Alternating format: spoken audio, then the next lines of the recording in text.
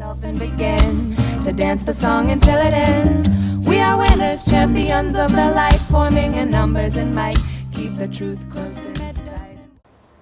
Hi, Dr. Robert Sullivan. Today in this video I want to talk about Candida and why Candida is such a major problem in our population today.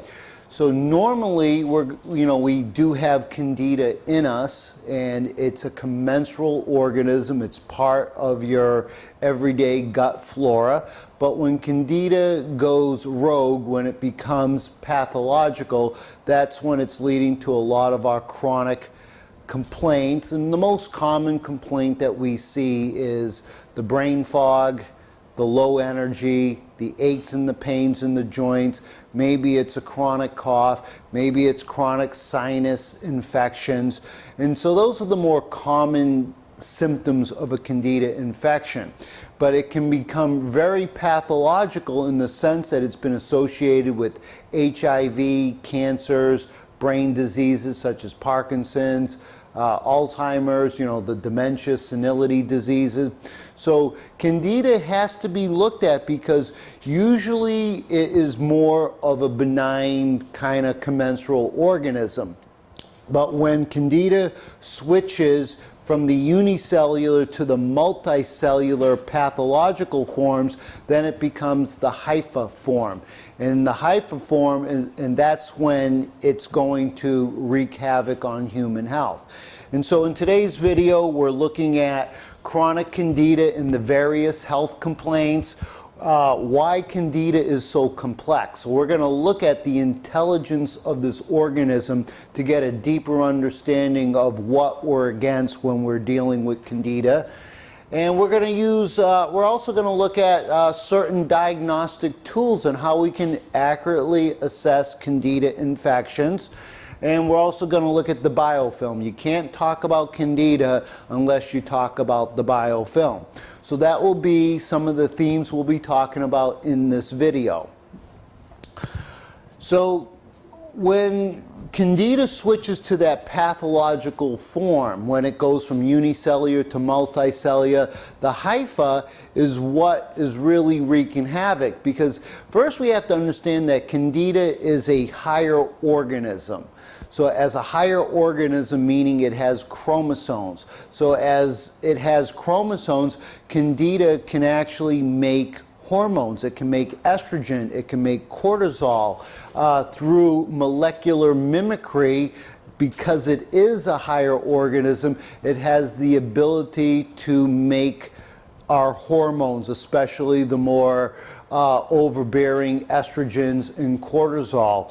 So we have to see how this hypha actually can get into the cell wall. When it gets into the cell wall, it kind of plants itself there, and there it affects the biochemistry. And we're going to take a look at some of those adaptations on how it does that. And so in the more pathological diseases, you'll always see high levels of a Candida infection when we're looking at the HIV, the end-stage diseases, the Parkinson's, the Alzheimer's, the MS.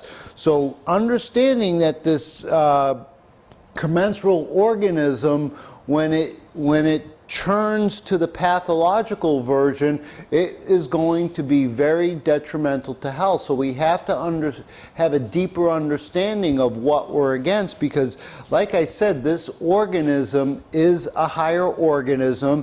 It's a shape-shifting, pleomorphic, very resilient, very intelligent organism that knows how to survive and thrive and has done so for billions of years. So understanding what we're against is part of the way we're going to address this when we're dealing with this microorganism, because it really is not just to wipe it out, it's to understand it so we can build the inner terrain so we can really have a fighting chance of addressing it. Because you have to address the hormones, you have to address the minerals, you have to address the estrogens, because this is part of this dynamic complex that we're up against. So some of the metabolic products that this yeast produces. So the yeast, when it breaks down, produces ethanol, produces acetaldehyde, produces arabidose and tartaric acid. Now when you think of ethanol, ethanol is alcohol. So we know that in any liquor store that you go into today, 99.9% of all that liquor was made by a yeast organism. So we absolutely know that yeast produces alcohol. So the yeast in you is producing the ethanol, and the ethanol's getting into the blood and will get into the brain, and that's part of the brain fog, the fuzzy thinking, the poor memory, just not feeling well in the brain. It's because you're almost like punch drunk, or you've had some drinks where you didn't drink, but the yeast are giving you the drinks that you didn't order.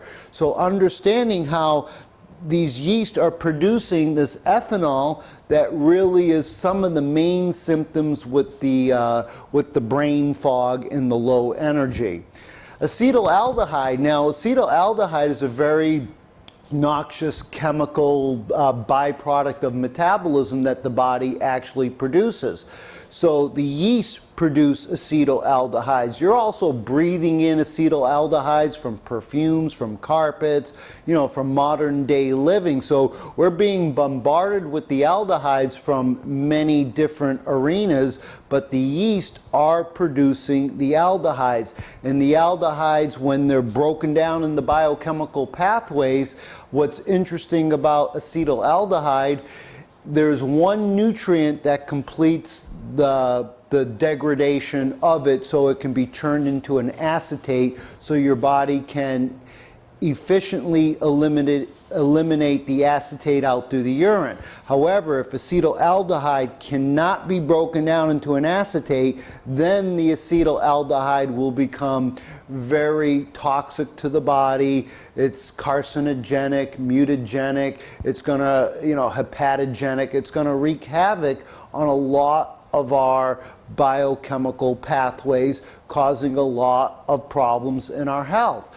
So what's interesting about the acetaldehyde, when it's broken down, there's one nutrient mineral involved in taking the acetaldehyde and converting it into acetic acid. That mineral happens to be molybdenum. What's interesting about molybdenum, it's probably the most deficient nutrient in our Western world. It shows up deficient on every hair tissue test that I do. And it's not just the test that I do, it's my colleagues and a lot of docs that I know that are performing the hair tissue mineral analysis, and you'll always see very, very low levels of molybdenum. So not only is molybdenum probably the most deficient nutrient in all of the minerals, it's also very deficient in our soils. So we're not getting the molybdenum intelligently, and it happens to be probably the most unpronounceable mineral on the periodic table. But the bottom line is, to break down the acetaldehyde from this yeast production, you need molybdenum to take it to that next level of converting it into an acetate that your body can efficiently eliminate from the body. So some other products of yeast is arabidol and tartaric acid. Now, tartaric acid will put a monkey wrench in the Krebs cycle. It will block the glycolytical pathway, and it will block the energy. So through the Krebs cycle, you won't be able to, if you have high tartaric acid, it will block many steps in the Krebs cycle, meaning that you won't produce energy. And what will you experience? The number one sign and symptom is fatigue. Without energy, you're going to have fatigue. You're going to have low energy, and that's one of the manifestations of this tartaric acid and how it really throws that monkey wrench into the Krebs cycle, blocking energy production. So not only do we need energy just to feel good, but we need energy, to digest our food, heal our bones, grow our hair, skin, nails, and all the other things that you need energy for. And so when we produce a lot of this yeast, the byproducts of metabolism, this arabitol and tartaric acid really encroach upon the energy cycles of the body. So we said that these yeast are higher organisms and they produce estrogens. And so the estrogen, you're going to see that when we have this overproduction of estrogen, so estrogens go high, that means that when you have high estrogens, wherever estrogen goes, copper goes. Copper and estrogen are intimately related. Now, how do we know that? We know that because in the 9th month of pregnancy, estrogen will be high and serum copper will double. I think you have, 1 part per million of serum copper in a normal, non-pregnant woman. But in the 9th month of pregnancy, that serum copper goes to 1.9 parts per million. It almost doubles. And so we know that women by nature have 20% more copper in their serum than men, whereas men have about 20 to 30% more iron than women. So copper has absolutely everything to do with the sexes, but more intimately tied to the estrogens. And this is how the birth control pill works. So the birth control pill, when you're taking it, it keeps the estrogen high and it keeps the copper high. And as a result of the copper being high, that will deplete the magnesium, the zinc, and B6. And what happens to women that are on birth control? They're always deficient in magnesium, zinc, and B6 because of the high estrogen keeping the copper high. And so that relationship has to be looked at, because here's the connection with the yeast. Now, we said that the yeast are higher organisms that have chromosomes that can make hormones through this molecular mimicry process. So it's making these estrogens, keeping the copper high. Now, you need copper to fight infections. You need the copper as one of the key ingredients for destroying the yeast or keeping the yeast in check. Copper is one of the most antimicrobial minerals that we have, and it is famous for controlling the yeast and controlling the bacteria. However, the high estrogen, due to the high yeast, keep the copper high.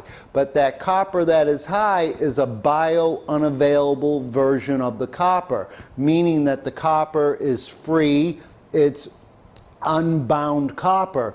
Unbound copper behaves like a toxic metal, and therefore it won't have its antimicrobial properties to fight the yeast infection.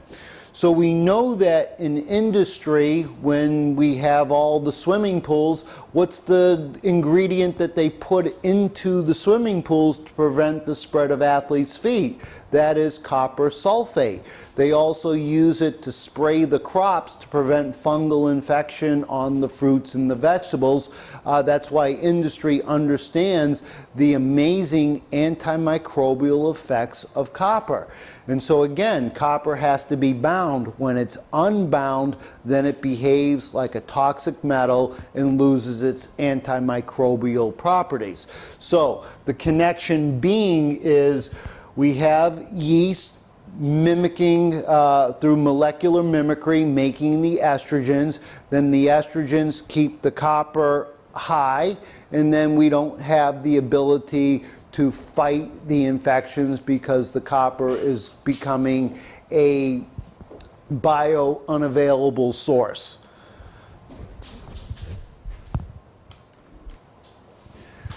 Now, Candida also produces a lot of the immunoglobulins. It produces the IgGs, IgMs, IgAs, IgEs, and that can be a whole host of problems, from inflammatory markers involving autoimmunity, our Hashimoto's. It could be just the chronic sinusitis, the food allergies.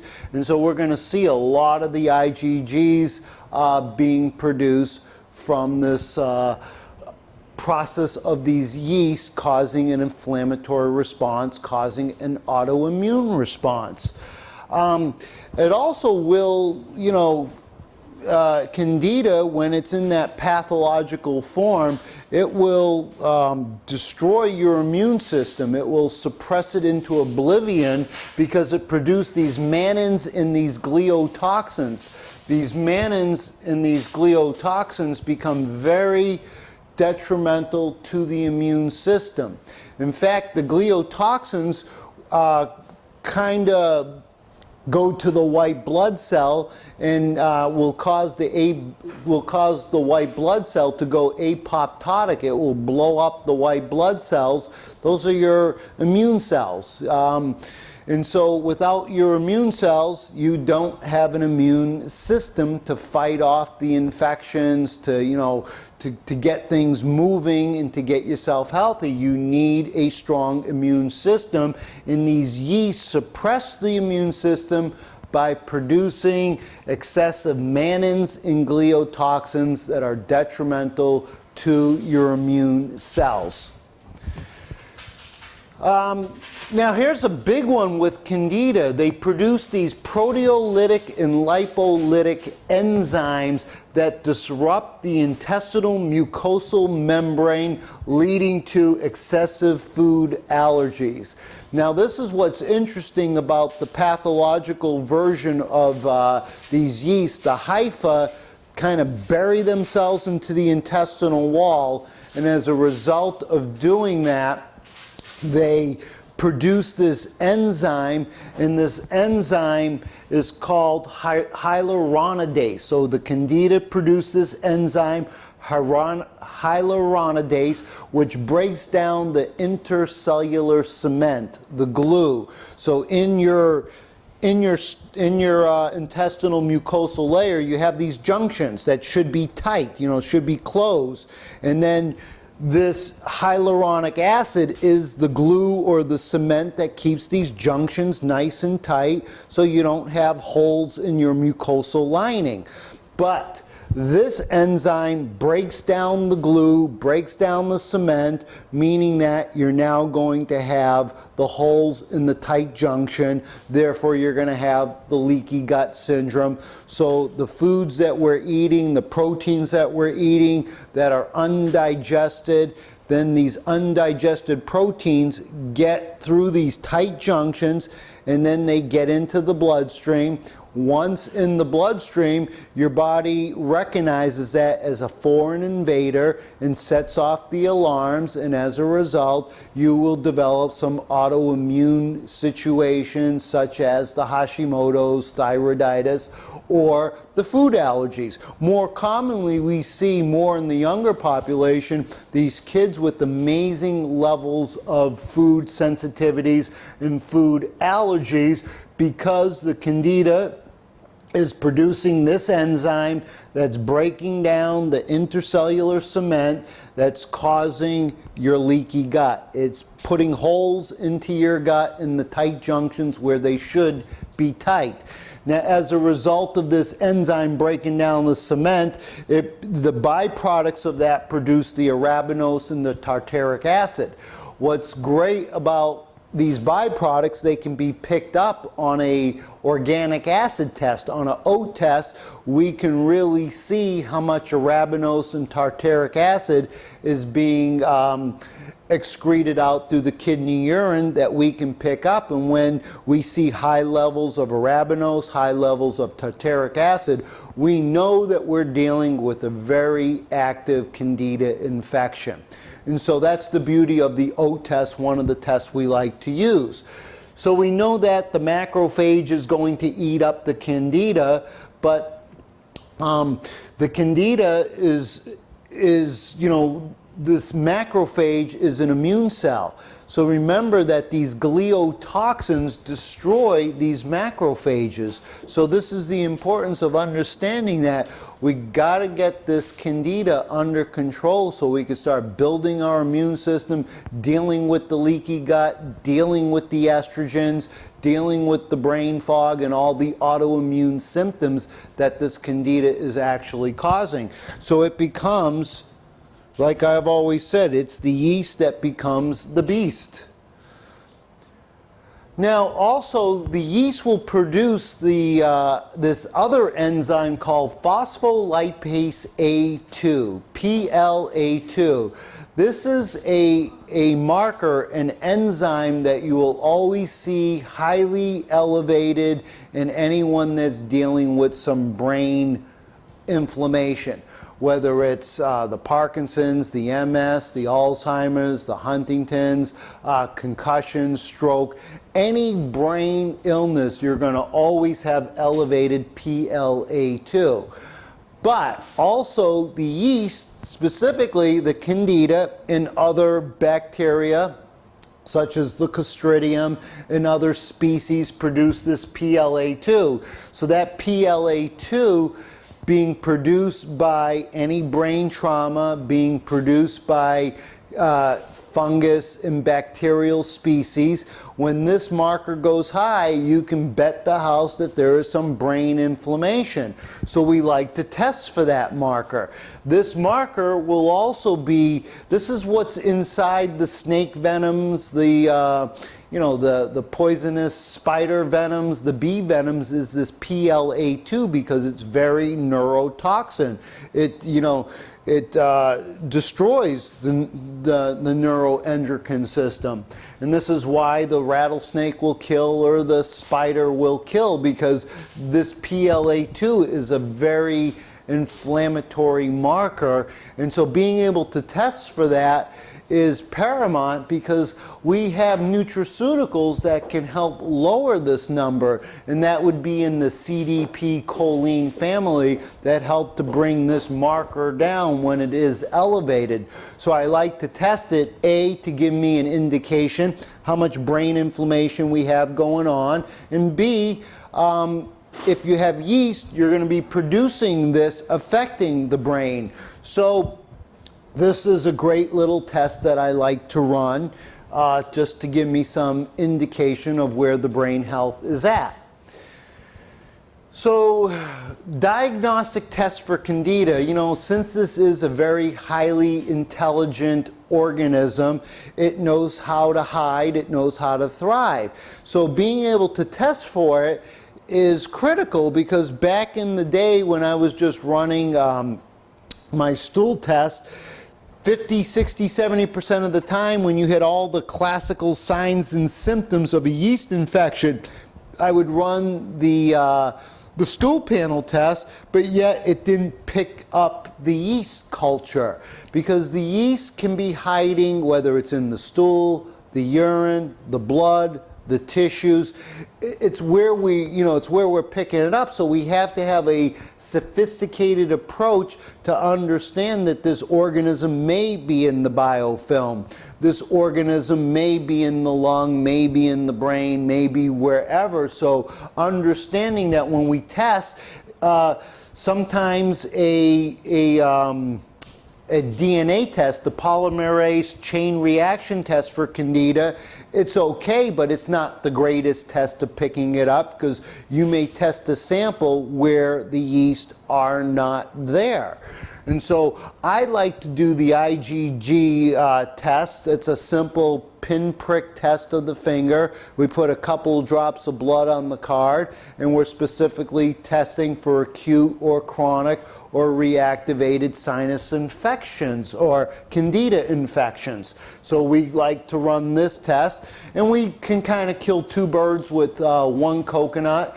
We'll do a food sensitivity test and a Candida test that's very inexpensive and tells us a world of information about the yeast Candida organism, as well as doing a food sensitivity test. And then we love to run the organic acid test, which gives us byproducts of metabolism of the yeast are tartaric acid, the arabinose, and other fungal markers that we can see. So this is one of the best tests. So we run with this one. We run with the organic acid test. And then my favorite test is the hair tissue mineral analysis. So that's the trinity that I'm going to use, is the simple pinprick blood test, the hair tissue mineral analysis, and the organic acid test.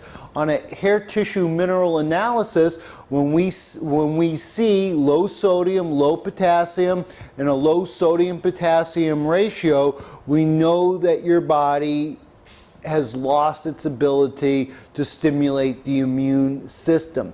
So that low sodium potassium, that's an adrenal ratio. You're losing the ability to have an immune response to a microorganism. So the low sodium potassium and the low sodium potassium ratio coupled with low phosphorus is absolutely highly indicative of an infection. Now the thing is, the hair tissue doesn't tell us what the infection is, whether it's a bacterial, nanobacteria, a virus, a fungus, a mold. It just tells us, generally speaking, that we have an infection going on, that we have low stomach acid. And so we can address the nutrient minerals, we can address a lot of the missing links causing the gut dysbiosis by using and employing the hair tissue mineral analysis in conjunction with the blood sensitivity test, in conjunction with the organic acid test. I guarantee with those 3 tests, we will not miss a Candida infection.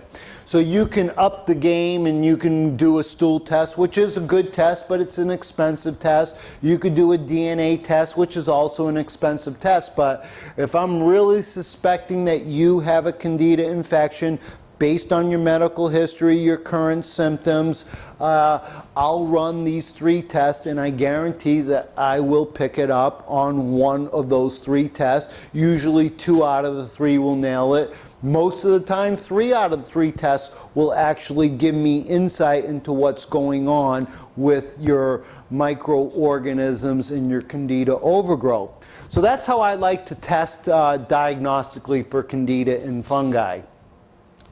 And so when we're talking about the organic acid test, we said that the yeast are broken down. Everything leaves a carbon skeleton, and then as it's being broken down, it's going to produce, in the intestines, you're going to have your bacteria, your yeast, your pathological bacteria, and you're going to have your yeast byproducts. Those yeast byproducts will be, spilled into the blood, into the kidneys, out through the urine. And then on the organic acid test, we pick up the arabinose and the tartaric acid and the other fungal markers that we will see. And if they're above a certain range, we know we have an active yeast problem going on. Now, like I initially alluded to, you can't talk about a yeast infection without talking about the biofilm. So what is the biofilm? Well, first, Candida is the most notorious organism for producing the biofilms. Now, biofilms are a community. They're an animal, they're a separate animal, a separate beast on their own. And so these biofilms are like a fortress. They're very sophisticated fortresses. So what we see going on, we know that the child that had the middle ear infection when he was young took the antibiotic wiped out the infection. For that infection to only come back 6 months later, a year later, and then we always have these repeated infections throughout the child's growth and development through the years. So we think that we wiped it out with the antibiotic, but yet we always have these reoccurring infections, basically in the same, problematic area. Maybe it was the sinuses, maybe it was the air, it could be maybe in the teeth or the gums, wherever the infection was, it keeps keeps reoccurring and reoccurring because the antibiotic destroyed all the microorganisms, the good guys and the bad guys, but as a result of knocking out the infection or knocking out all the bacteria, now as a result, the yeast, the Candida, come in to clean up the debris, to clean up all the dead bacteria. So, like I said, the yeast are not bad guys or good guys. They're really commensal organisms. They're part of our everyday, flora in our gut. And so when we have a lot of cell death of these microorganisms, the yeast are actually coming in there and clearing up the debris, and then we get this overgrowth of this yeast, and then as a result of the overgrowth of the yeast, due to its molecular mimicry, due to its autoimmunity properties, producing the immunoglobulins, due to producing a lot of the metabolites, the ethanol, the aldehydes, the gliotoxins, the mannans, then this overproduction of yeast churns to that pathological form, and that's where we get a lot of the Candida symptoms that I see in my everyday practice. So, coming back to these biofilms, so we know that these biofilms are mostly produced by the Candida, but you're in a biofilm, you're going to find Candida, viruses, bacteria, in these impenetrable fortresses. This is where the wounded dog goes into this biofilm, and it goes into this biofilm to regenerate, to regrow, to gain strength, and to really start to become more resilient and more pathological in its version as it regrows, because these biofilms, the yeast, that didn't get wiped out, the 99% that got wiped out, that 1% is going to survive and thrive. And it does so by producing adhesin and invasin. These are proteins that the yeast produce. And as the name implies, the adhesins adhere to some cell in the body, whether it's a mucosal cell in the cell lining, or usually the biofilms will form in any warm, moist environment. It loves the metals. It loves abiotic surfaces. What's an abiotic surface? That can be implants, metals, catheters, pacemakers, organ, knee replacements, hip replacements, any joint replacement. These biofilms adhere to these abiotic surfaces, and as a result, this is why when you, on autopsy, when you're taking out a knee replacement, you see the autopsy, the patient's there, and you see the knee that's been replaced. There's always this mucoid polysaccharide slime matrix surrounding that knee. And that's because these biofilms love abiotic surfaces. This is why, you'll see, the dentists were actually the first to discover the biofilm. How did they discover it? When they were looking at cavities, when they, the plaque buildup. The plaque is actually a biofilm. And in that plaque are the microorganisms, the bacteria, the yeast, the metals.